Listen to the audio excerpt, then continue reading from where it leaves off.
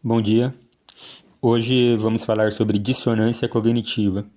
Então, em primeiro lugar, eu vou dar aqui um contexto teórico da coisa e depois eu vou prosseguir com alguns exemplos aí pessoais, né? Então, assim, descrito pelo Leon Festinger e Carl Smith em 1959. Dissonância cognitiva é um termo da psicologia social que se refere ao conflito entre duas ideias, crenças ou opiniões incompatíveis.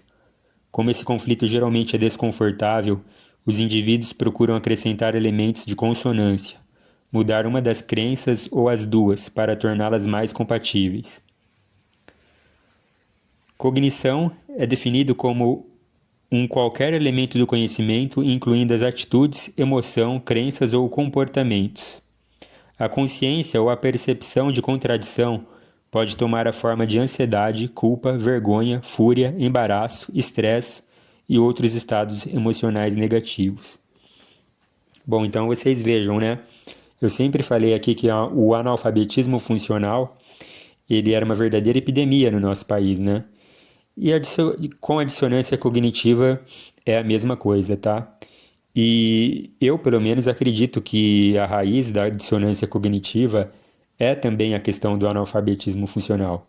Quanto mais uma sociedade é analfabeta funcional, mais propensa à dissonância cognitiva ela é, tá? Assim como ela é mais propensa à histeria, a acreditar em filosofias e teorias furadas, né?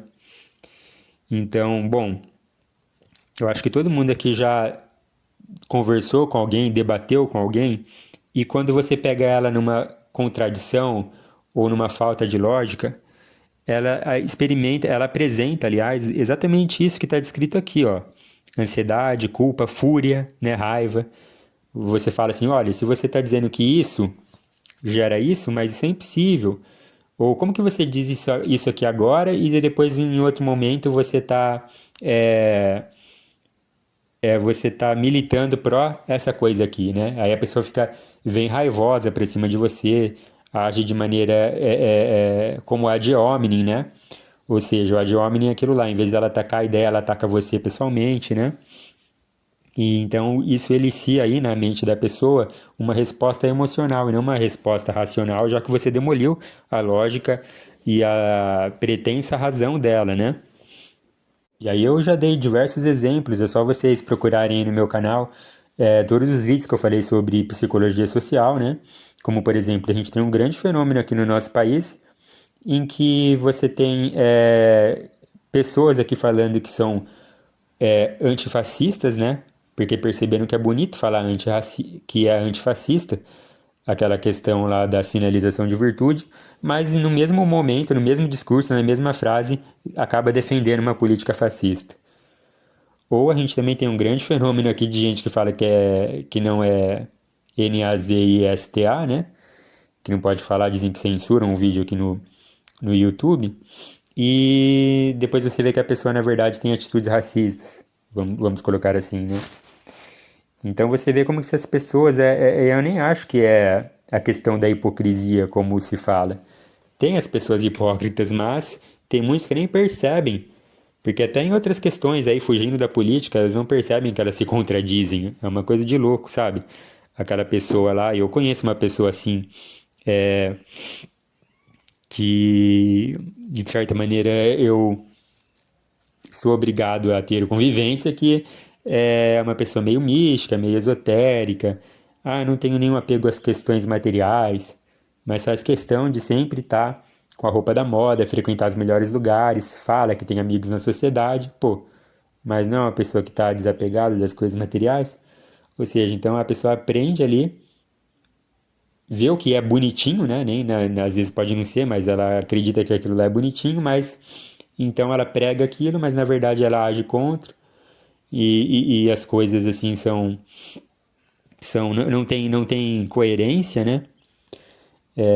Por exemplo, eu tenho um outro conhecido também que ele, aí voltando para a política, que ele defende um Estado forte, autoritário, controlador, mas ele prega isso, mas ele diz que para a família dele, ele quer liberdade de fazer, de ser quem ele quiser ser, né? Mas como se ele defende um Estado que controla até mesmo o comportamento da população, né?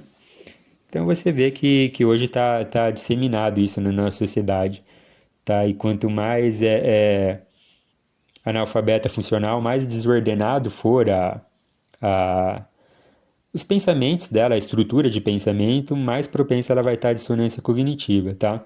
Lembrando também, podem voltar em vídeos anteriores, que eu falei que essa questão do analfabetismo funcional não é só a questão de você ler um texto e não conseguir interpretar. Você também não consegue interpretar, hoje em dia é provado isso, interpretar o que a pessoa está falando, e você também não consegue pensar direito, você não sabe pensar o analfabeto funcional, tá? É aquela questão, ele não consegue estruturar o pensamento dele, ele consegue guardar no pensamento dele, na cabeça dele, duas ideias contraditórias, tá? E quando você aponta essa contradição, ele tem essa resposta emocional de raiva, de fúria, estresse, né? Como está descrito aqui no texto, estados emocionais negativos. Continuando a leitura. A dissonância pode resultar na tendência de confirmação, a negação de evidências e outros mecanismos de defesa do ego. Quanto mais enraizada nos comportamentos do indivíduo uma crença estiver, geralmente mais forte será a reação de negar crenças opostas. Então perceba só nesse trecho aqui. Por exemplo, quando aqui ele fala pode resultar na tendência de confirmação, ou seja, quando ele tem uma ideia, ele só vai procurar pessoas e teorias que confirmem aquela ideia. Quando ele encontra uma ideia que vai anular a ideia que ele se apegou, né? Ele vai negar aquilo lá. A negação não é negar de, isso não existe, é a negação mesmo no sentido da psicanálise, tá? É a cabeça da pessoa, falando a grosso modo, dá um nó ali para que ela apague que ela viu aquela teoria, aquela evidência que vai negar a ideia que ele se apegou, tá? Que é um mecanismo de defesa do ego. Por que mecanismo de defesa do ego? Porque quando você ataca uma ideia que essa pessoa se apegou, ela não vai encarar que você tá atacando uma coisa abstrata, uma ideia, uma opinião, uma preferência. Você gosta de sorvete de chocolate ou de morango? Eu gosto de morango. Ela fala, não, eu não gosto de morango. Ela vai pensar, tá bom. Ela não vai pensar assim. Ela vai pensar que você está atacando. Ela vai sentir na cabeça dela como se você tivesse dado um tapa nela, como se você estivesse atacando a própria essência de quem ela é. E não se esqueçam que dessa frase aqui que fala: quanto mais enraizada nos comportamentos do indivíduo uma crença estiver, mais forte será a reação de negar crenças opostas, ou seja, mais forte será a reação. Né? Quanto mais você negar aquilo lá, mais com mais força emocional ela vai tentar se defender e às vezes se defende atacando, né?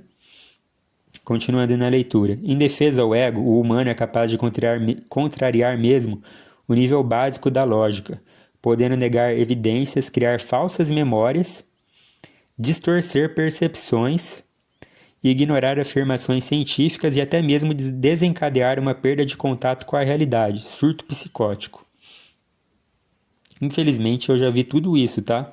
Seja em trabalho clínico ou pessoalmente, e não é bonito de se ver não, tá, pessoal?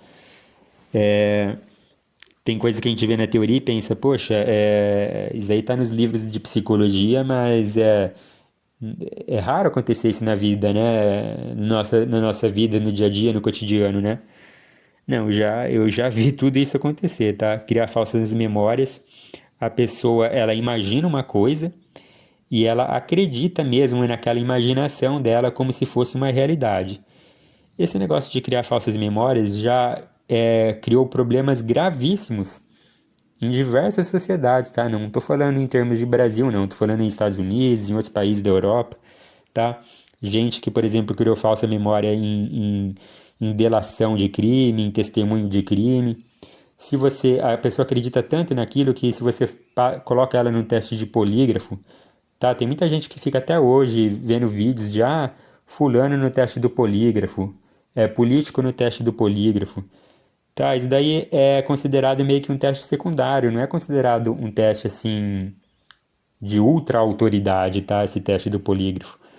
Porque, por exemplo, se a pessoa tem algum tipo de esquizofrenia e ela acredita naquilo lá, não vai ser ativada a área do cérebro dela que ela está imaginando, que ela está inventando. Se ela cria uma falsa memória, não vai ser ativada ali no cérebro dela a área da mentira.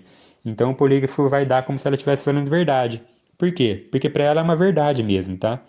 Então, assim, tem diferença entre você acreditar numa mentira e você mentir sabendo que você está mentindo. Distorcer percepções, tá? Isso eu já vi acontecer. A pessoa, sei lá, tá rindo e o outro fala: Não, ele tava fazendo cara feia pra mim. Isso acontece muito. Não sei se vocês já passaram por isso. Escrevam aí nos comentários da falsa memória, de distorcer percepção. Ignorar afirmações científicas. Isso aconteceu bastante aí nos últimos tempos no mundo. Desencadear uma perda de contato com a realidade, que é o chamado de surto psicótico, tá? Aí a pessoa já tá naquele nível que ela já tá criando falsa memória, ela tá acreditando nas mentiras dela, ela tá distorcendo tudo que as pessoas fazem, comportamentos, etc, tá? Aí a coisa é mais grave mesmo. E pessoas assim, vale a pena falar, tá? Eu sou com eu como que eu posso falar isso? Eu, eu meio que brigo, entre aspas, com muitos psicólogos por aí, porque. E outra, isso é uma questão de preferência do psicólogo, tá? Não tá escrito em um lugar que a gente é obrigado a ser, por exemplo, a favor da luta antimanicomial, tá? Eu não sou contra a luta. Eu não sou a favor da luta antimanicomial, tá? Eu já expliquei isso em outros vídeos. Não, mas é porque os manicômios no Brasil não são humanizados, tá? Então lute para que os manicômios sejam humanizados, tá? Não para que então acabe, né? Então é aquela coisa lá. Uma arma matou um inocente, vamos ser contra as armas. Um cara morreu esfaqueado, vamos ser contra as facas e abole as facas, né? Agora, por exemplo, tem manicômio aí que não é humano, então acaba com todos os manicômios, né? Só que, pô, quem já trabalhou em hospital psiquiátrico, como eu trabalhei, já viu da necessidade da existência deles, né? Eu já falei isso em outros vídeos, então não preciso ficar falando bastante sobre isso não, né? Bom, continuando aqui a leitura. Uma poderosa causa de dissonância é o conflito entre uma crença e um elemento fundamental do autoconceito. Eu sou uma boa pessoa. A ansiedade causada pela possibilidade de ter consciente e deliberadamente prejudicado algo ou alguém pode conduzir a criar justificações ou racionalizações adicionais ao ato. Bom, então você vê que isso entra também na questão do autoconceito. Se eu acredito, por exemplo, que eu sou uma pessoa linda, maravilhosa, virtuosa, bonzinho, um santo, tudo que eu fizer de ruim para os outros, né, não é porque você acredita que você é uma boa pessoa que você vai ter atos bons com as outras pessoas. Você pode ter atos ruins, mas você vai negar aquilo, né? Sei lá, você bateu na cara de uma pessoa, você vai falar não. Aí você vai criar uma justificação mirabolante, uma racionalização mirabolante para preservar aquela tua ideia do autoconceito que você é uma boa pessoa, tá? Isso aí eu dei um exemplo, boa pessoa podia ser qualquer outra coisa, tá bom? E essa racionalização, eu volto a falar, é uma espécie de patologia mesmo, tá? Mental, não é que a pessoa, como eu falei, ela deliberadamente está pensando assim, olha, agora eu vou mentir porque eu sou hipócrita. Existem pessoas, tá, pessoal, que fazem coisas ruins e não são hipócritas. Ou seja, são loucas mesmo. Elas acreditam que são boas fazendo coisas ruins. Elas negam coisas que estão na frente dela para justamente essa questão de preservar o ego delas, tá? Ou seja, é realmente uma doença, precisa de tratamento, né? Bom, então é isso, tá? Eu não vou ficar falando muito sobre essa questão de mudar crenças, que está acompanhado aqui desse texto. E assim, bom, sou psicólogo, eu preciso ter uma solução para isso, né? Então, tem tratamento? Tudo isso que eu falei tem tratamento, mas é difícil você, porque primeiro, a primeira fase do tratamento, a primeira questão do tratamento é você convencer a pessoa que ela tem um problema, né? Se ela acredita, por exemplo, se ela é uma pessoa narcisista, né? Geralmente tem a ver também com narcisismo, se ela acha que ela é uma pessoa perfeita, ou que ela é mais inteligente que os demais, como é que você vai convencer o sujeito que, na verdade, ele não é tão brilhante assim, né? Ou que ele pega e ele distorce a realidade? Então, primeira coisa, você tem que fazer o trabalho hercúleo de convencer a pessoa de que ela não é tudo isso, que ela realmente tem um problema ali. Depois você vai tentar fazer essa questão das mudanças de crença. E é muito complicado, é muito difícil o tratamento, né? Eu sei que tem profissionais de psicologia aqui, porque eu sei que a sessão não é barata, né? e então aí faz um pacote de um mês. Olha, pessoal, você não vai mudar as crenças, valores, pensamentos de uma pessoa em um mês, tá? E depois, assim, por quanto tempo essa pessoa acha que ela é linda, maravilhosa, né? Por quanto tempo? Quando iniciou o narcisismo dela? Não tem isso, né? Provavelmente ela, entre aspas, já nasceu assim, né? Então, como que você vai mudar crenças de uma vida inteira? Tá certo? Então, não tô falando isso pra desanimar ninguém, mas olha como é complicado você pegar e mudar pessoas assim. E outra, geralmente essas pessoas são levadas pro psicólogo, tá? Ela não vai lá de bom grado falar, olha, eu acho que eu sou maravilhoso e eu vim aqui tratar porque pode ser que eu esteja errado. Isso não acontece, né? E também, como eu falei em outros vídeos, é, a taxa de sucesso do tratamento, quando uma pessoa é levada por outra, por algum familiar, é muito baixa. A taxa de sucesso do tratamento aumenta quando a pessoa vai por qualquer coisa, tá? Aumenta quando ela vai por conta própria, né? Então também tem isso. Ah, então, Frederico, você podia passar dicas de uma maneira de como você lidar com pessoas assim. Bom, como eu falei, como é muito difícil de lidar com pessoas assim, como praticamente, vamos colocar assim entre aspas, elas não vão mudar, a única recomendação que eu dou pra vocês é vocês se afastarem de pessoas assim, tá? Não tem jeito. É lógico que existem maiores e menores graus dos problemas que essas pessoas podem causar. Às vezes elas só causam problemas para elas mesmas, tá? Como solidão, entre outras coisas, porque ninguém vai querer ficar muito perto. Mas tem outros que podem te arrastar aí para problemas graves, tá? Problemas sociais aí.